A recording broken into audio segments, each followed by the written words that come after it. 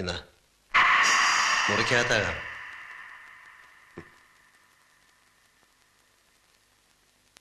ഒരു കുടുംബ ജീവിതം തുടങ്ങാൻ പോവുകയാണ്. ഭാര്യാഭർത്താക്കന്മാരുടെ മാനസിക ഐക്യമാണ് ദാമ്പത്യത്തിന്റെ വിജയം. കുടിയും വലിയൊക്കെ ഉപേക്ഷിച്ച് നല്ല പിള്ള ചമഞ്ഞാൽ പാലോ മറ്റത്തെ സണ്ണിച്ചന്റെ ഭാര്യയായി എന്നിവിടെ കഴിയാം എന്ന് കരുതുന്നുണ്ടാവും അല്ലേ? 6 മാസത്തെ കരാറിൽ വാടകയ്ക്കെടുത്തൊരു പെണ്ണാണ് നീ എന്ന കാര്യം ഇടയ്ക്ക് ഓർമ്മിക്കുന്നത് നല്ലത്. മറന്നിട്ടില്ല. എനിക്കിപ്പോ നിങ്ങളോട് തോന്നുന്ന വികാരം എന്താണെന്നറിയാമോ? ഒരു തേർഡ് റേറ്റ് കൂട്ടിക്കൊടുപ്പുകാരനോട് തോന്നുന്ന അറപ്പ്. സ്വന്തം അമ്മയും പെങ്ങന്മാരെയും വഞ്ചിച്ചിട്ട് നിങ്ങൾ ഈ കളിക്കുന്ന നാടകത്തിൽ ആരാണ് ജയിക്കുന്നത്? നിങ്ങളോ? ഞാനും നിങ്ങളും തമ്മിൽ 10 ലക്ഷം രൂപയുടെ കമ്മിറ്റ്മെന്റ് മാത്രമേ ഉള്ളൂ. ആ 10 ലക്ഷം രൂപ ഇന്ന് എന്റെ കയ്യിലുണ്ടായിരുന്നെങ്കിൽ അത് നിങ്ങളുടെ മുഖത്തെറിഞ്ഞിട്ട് ഞാൻ ഈ രാത്രി ഇറങ്ങി പോകുമായിരുന്നു. പാലോമറ്റത്ത് സണ്ണിച്ച ഇതൊന്നുമല്ല ഹീറോയിസം. 5 ലക്ഷം രൂപ പ്രതിഫലം വാങ്ങിച്ച് യാതൊരു മുൻ പരിചയമില്ലാത്ത എന്നെ കുത്തുപാളയെടുപ്പിക്കാൻ വേഷം കെട്ടി പുറപ്പെട്ടപ്പോ എവിടെയായിരുന്നു നിന്റെ ആദർശവും ഫിലോസഫിയും? അതിന് വിശുദ്ധമായ ഒരു മറുപടി എനിക്കുണ്ടായിരുന്നു. വിശക്കുന്ന 4 വയറുകൾ, എന്റെ അനുജത്തിയുടെ ചാരിത്രം. ഏത് കോടതിയും എനിക്കതിന് മാപ്പ് തരും? നിങ്ങൾ ഈ കളിക്കുന്ന വഞ്ചനയ്ക്ക് എന്ത് ന്യായീകരണമാണുള്ളത്? എനിക്ക് ജയിക്കണം. എന്നെ തോൽപ്പിച്ചവരെ എനിക്ക് തോൽപ്പിക്കണം.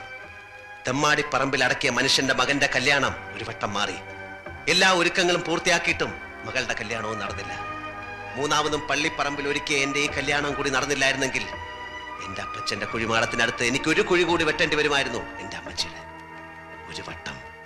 ഒരു വട്ടമെങ്കിലും ഞാനത് ജയിച്ചോട്ടെ. ആദർശത്തിന്റെ ത്രില്ലിൽ ഇവിടെ നീ എന്നെ ഒറ്റിക്കൊടുക്കാൻ ശ്രമിച്ചാൽ കൊന്ന് കുഴിച്ചു മൂടും നിന്നെ ഞാൻ. ഇല്ല, ഒറ്റിക്കൊടുക്കില്ല. മരിക്കാനുള്ള ഭയം കൊണ്ടല്ല, നിങ്ങളുടെ വിജയങ്ങൾ കാണാൻ.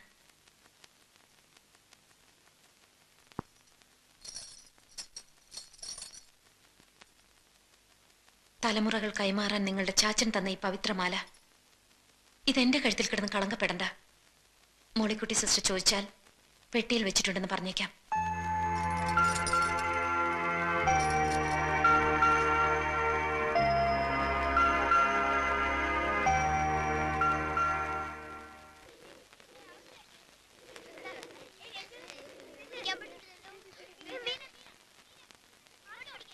പപ്പയുടെ ടിക്കറ്റിന്റെ കാര്യം ഞാൻ വിളിച്ചു പറഞ്ഞിട്ടുണ്ട്.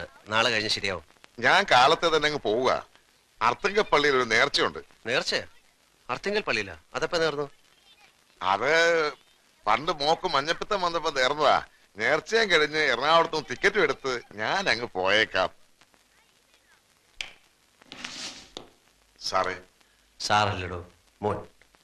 നേരെ വൈകുന്നു. തനിക്ക് അർത്തിങ്കൽ പള്ളിയില് നേർച്ചയ്ക്ക് പോണ്ടേ? തനിക്ക് ബുദ്ധിയില്ല എന്ന് കരുതിയത്. ആ കുട്ടി താഴ്ത്തുണ്ടാവും. യാത്ര പറച്ചില് മെലോ ഡ്രാമയാക്കി കുളമാക്കരുത്. അല്ലെങ്കിൽ തന്നെ തന്റെ അഭിനയം ഇന്നലെ മുതൽ കുറച്ച് ബോറാകുന്നുണ്ട്. എന്താണ് സാർ ഇതിന്റെയൊക്കെ അവസാനം? 6 മാസം ഇവിടെ പുറത്തിട്ട് സണ്ണിയും ഭാര്യയും കൂടെ സിംഗപ്പൂർ പോകുന്നു. അവിടെ വെച്ചൊരു കാർ ആക്സിഡന്റ്. അതിൽ സണ്ണിയുടെ ഭാര്യ മരിക്കുന്നു. ഭാര്യ മരിച്ച സണ്ണിയോട് എല്ലാവർക്കും സിമ്പതി. ഇത്രയൊക്കെ അഭിനയിച്ച് ഫലിപ്പിക്കാമെങ്കിൽ ഈ കഥയും എനിക്ക് പറഞ്ഞ് വിശ്വസിപ്പിക്കാം. Thanks for everything Iyer John. വാ.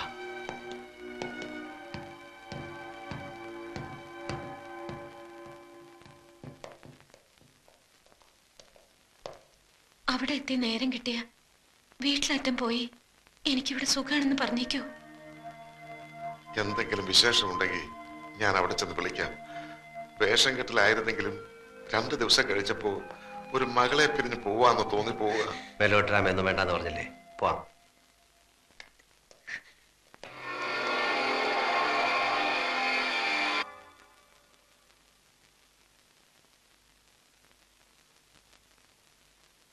മിസ്സിസ് ആന്ധ്ര ബാളൂക്കാരന്റെ മനസ്സിനെ ഒത്തിരി വേദനിപ്പിക്കുന്ന ഒരു വാർത്ത അയ്യരിപ്പ എന്നെ ഫോണിൽ വിളിച്ച് പറഞ്ഞിരുന്നു.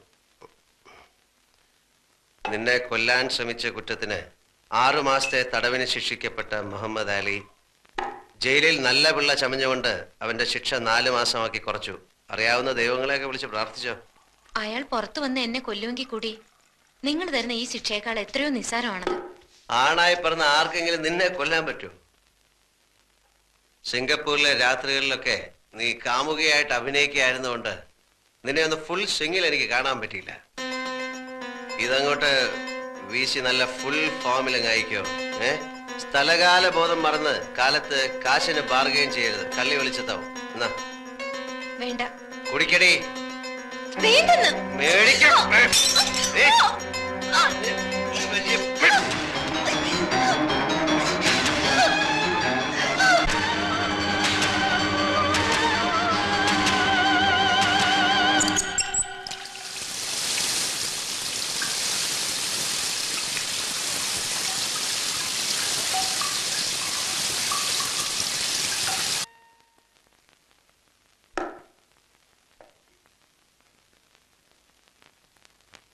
അമ്മച്ചിയും പെങ്ങന്മാരെയും കയ്യിലെടുത്ത് എന്ന് ഇവിടങ്ങ് കൂടാൻ തീരുമാനിച്ചല്ലേ?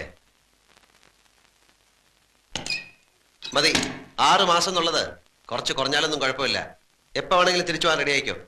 അതെ, ഞാനും അത് കാത്തിരിക്കുക. പാവപ്പെട്ട കന്യാസ്ത്രീയെയും അമ്മച്ചിയെയും എന്തെല്ലാം പറഞ്ഞു വഞ്ചിക്കുന്നു. ഈ പാവത്തിനൊക്കെ എന്നോട് പൊറുക്കണേന്ന് മാത്രമാ ഓരോ ദിവസവും ഞാൻ ദൈവത്തോട് പ്രാർത്ഥിക്കുന്നത്. എനിക്ക് മടുത്തു ഈ അഭിനയം. അത് പല മുറികളിൽ പലരോട് തന്തി ഉറങ്ങിയിട്ടുള്ള നിനക്ക് ഒരുത്തനോടത്തുള്ള 2-3 മാസത്തെ ജീവിതം അറുപൂറായിട്ട് തോന്നും. അത് നിന്റെ വർഗത്തിൽപ്പെട്ടവളമാർക്ക് ആദ്യം തോന്നുക. സാരമാക്കണ്ട. ഈ ബുദ്ധിയും സ്മാർട്ട്നെസ്സും ഒക്കെ അന്ന് പള്ളി ശവക്കോട്ടയ്ക്ക് മുന്നിൽ കാണിച്ചിരുന്നെങ്കിൽ അപ്പന്റെ കുഴിമാടം ഇന്ന് തെമ്മാടി പറമ്പിൽ കാട് കയറി കിടക്കില്ല.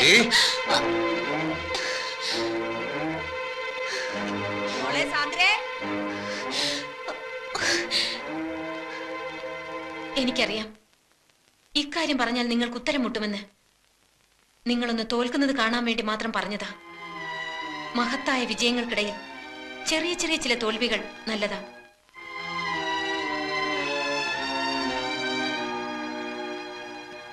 മറ്റു ചില സത്യങ്ങൾ കൂടി പറഞ്ഞാൽ സണ്ണിച്ചൻ ഒരിക്കലും ജയിക്കാൻ കഴിയാത്ത പോലെ തോൽക്കും. പറയട്ടോ. സാധാരണ ഇത്തരം കാര്യങ്ങൾ പറയുമ്പോ സന്തോഷം കൊണ്ട് ഭാര്യ എടുത്തു പൊക്കുകയും ഉമ്മ വയ്ക്കുകയൊക്കെയാണ് പതിവ്. സിനിമയിലും കഥാപുസ്തകത്തിലൊക്കെ അങ്ങനെയാ. ഇവിടെ ഇപ്പോ എന്നെ കൊല്ലാണ്ടിരുന്ന ഭാഗ്യം. നിങ്ങളൊരച്ഛനാകാൻ പോകുന്നു. ഞാൻ ഗർഭിണിയാണ്. സംശയിക്കണ്ട. 4 മാസത്തിനുള്ളിൽ വേറൊരാളുടെ കൂടെ ഞാൻ പോയിട്ടില്ല. ഇത് പാലോ മറ്റത്തെ റോയൽ ബ്ലഡ് തന്നെയാ.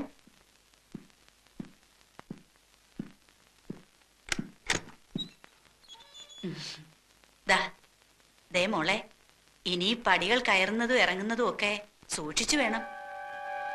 ഇനി അവന് കാപ്പിയും ചായയൊക്കെ വേണമെങ്കിൽ രമണി കൊണ്ട് കൊടുക്കും.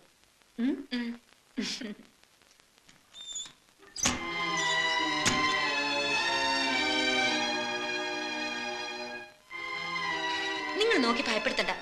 അമ്മച്ചിയോട് ഞാൻ പറഞ്ഞതല്ല. 4-5 പെൺകുട്ടികളെ പ്രസവിച്ച് വളർത്തി വലുതാക്കിയ അമ്മച്ചിക്ക് പറഞ്ഞറിയിക്കാണ്ട് തന്നെ അറിയാം ഇതൊക്കെ. എന്തിനുള്ള പുറപ്പാടാ നീ? സാധാരണ പെൺകുട്ടികളെ പോലെ തന്നെ 10 മാസം ഗർഭം ചുമക്കും, പിന്നെ പ്രസവിക്കും. ആ കുട്ടിയെ ഞാൻ വളർത്തും. വളർന്ന് വലുതാവുമ്പോ നിങ്ങളുടെ ആ കാർ ആക്സിഡന്റ് കഥ പറയും. സിംഗപ്പൂരിലല്ല, ഇവിടെ ഒരു ആക്സിഡന്റിൽ അവന്റെ പപ്പ മരിക്കുന്നു. പരിക്കുകളൊന്നുമില്ലാതെ ഞാൻ രക്ഷപ്പെടുന്നു.